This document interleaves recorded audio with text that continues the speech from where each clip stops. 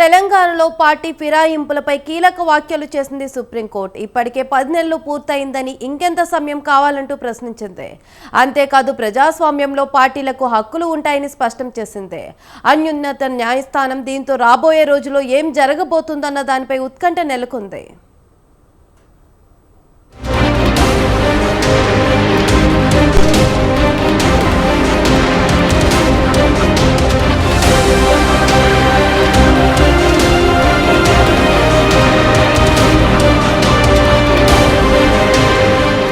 BRS ఎమ్మెల్యేల అనర్హత పిటిషన్పై సుప్రీంకోర్టు విచారణ వాయిదా పడింది.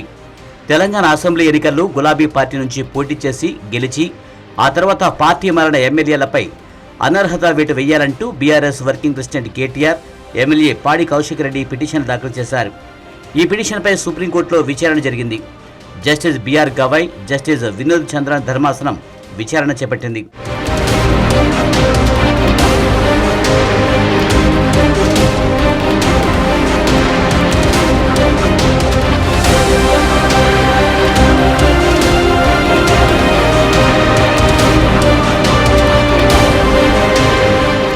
ఫిరాయింపు ఎమ్మెల్యేల అంశంపై విచారణ సందర్భంగా అత్యున్నత న్యాయస్థానం పలు కీలక వ్యాఖ్యలు చేసింది.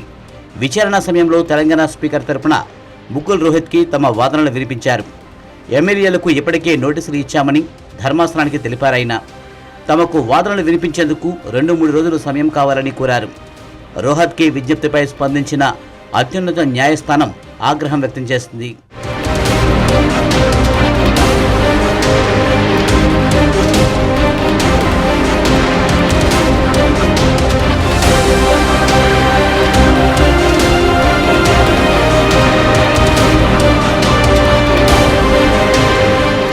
పార్లమెంటరీ ప్రక్రియను ఫ్రస్ట్రేషన్కు గురి చేయవద్దని సూచించింది అత్యున్నత ధర్మాసనం.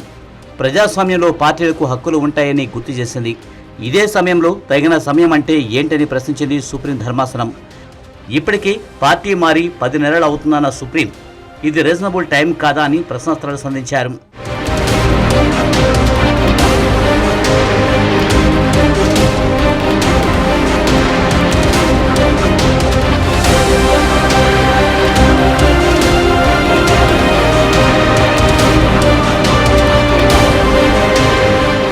ఇదే అంశంపై బీఆర్ఎస్ తరఫున న్యాయవాది తమ వాదనలు వినిపించారు.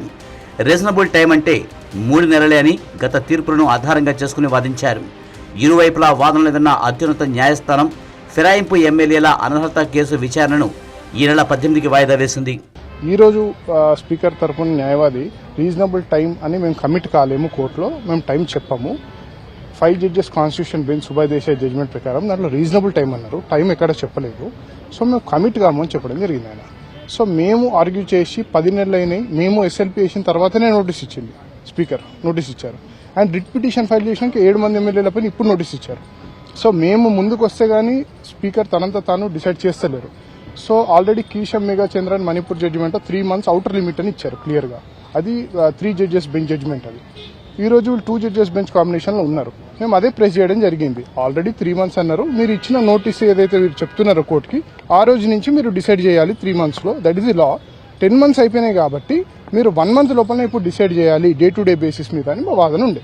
బీఆర్ఎస్ పార్టీపై గెలిచి కాంగ్రెస్ లోకి ఫిరాయించిన ఎమ్మెల్యేలు పి శ్రీనివాస్ రెడ్డి, బండ్ల కృష్ణమోహన్ రెడ్డి, కాలే యాదయ్య, టి ప్రకాష్ గౌడ్, అరిగపూడి గాంధీ, గుడెం మహిపాల్ రెడ్డి, ఎం సంజయ్ కుమార్లను ప్రతివాదులుగా చేర్చారు బీఆర్ఎస్ వర్కింగ్ ప్రెసిడెంట్ కేటీఆర్.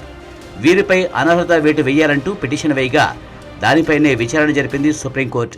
ఇప్పుడు కోర్టే డిసైడ్ చేస్తుంది రీజనబుల్ టైం. ట్యూస్డే రోజు కేసు వస్తుంది, ట్యూస్డే రోజు విచారణ జరిపి ఆ రోజు రిజర్వ్ చేస్తారు. సుదీర్ఘంగా ఆర్గ్యుమెంట్స్ చేస్తారు ఇరు పక్షాలు, ఆ రోజే జడ్జిమెంట్ రిసీవ్ చేస్తారు. అండ్ ఇంకోటి మీరు అన్న క్వశ్చన్ కి డిసైడ్ చేయలేరు, డైరెక్ట్ చేయలేరు అంటే స్పీకర్ జ్యుడిషియల్ ట్రిబ్యునల్ ఉన్నారు. Speaker will wear 2 hats. Legislative hat వేసుకుంటే తనకి అబ్సల్యూట్ ప్రివిలేజ్ ఉంటుంది, బికాస్ ఈజ్ అ లెజిస్లేటర్. ఇక్కడ జ్యుడిషియల్ క్యాప్ వేసుకున్నారు. సో ఆయనకి జ్యుడిషియల్లో he's normal like normal tribunal. ఒక ఎన్సీఎల్టీ ఎన్జీటీ ఎట్లనో సుప్రీంకోర్టు ఎట్లయితే డైరెక్షన్స్ ఇస్తుందో అలానే స్పీకర్ కూడా సుప్రీంకోర్టు డైరెక్షన్ ఇవ్వచ్చు. ఆ స్పీకర్ మాకు ఇమ్యూనిటీ ఉంది అనడం దట్ ఈస్ రాంగ్ ఆర్గ్యుమెంట్. నేను మళ్ళీ చెప్తున్నాను, అట్లీస్ట్ 6 కేసెస్లో సుప్రీంకోర్టు డైరెక్షన్స్ ఇచ్చింది స్పీకర్కి. పిటిషన్పై సుప్రీం విచారణ జరుపుతుందన్న విషయం ముందే తెలియడంతో కాంగ్రెస్ ప్రభుత్వం అప్రమత్తమైందన్న వాదన వినిపించింది. అందులో భాగంగానే పార్టీ ఫిరాయింపు వ్యవహారంలో ఉన్న ఎమ్మెల్యేలకు నోటీసులు జారీ చేసింది. గులాబీ పార్టీ నుంచి హస్తం గుటికి చేరిన 10 మందికి అసెంబ్లీ కార్యదర్శి నోటీసులు జారీ చేశారు. లిఖితపూర్వకంగా సమాధానం ఇవ్వాలంటూ అందులో పేర్కొన్నారు. ఈ నోటీసులు అందుకున్న ఎమ్మెల్యేలు తమకు సమయం ఇవ్వాలని విజ్ఞప్తి చేశారు. తాజాగా సుప్రీం ఈ కేసు విచారణను ఈ నెల 18కి వాయిదా వేయడంతో ఆ రోజు ఏం జరుగుతుందన్న దానిపై ఉత్కంఠ నెలకొంది.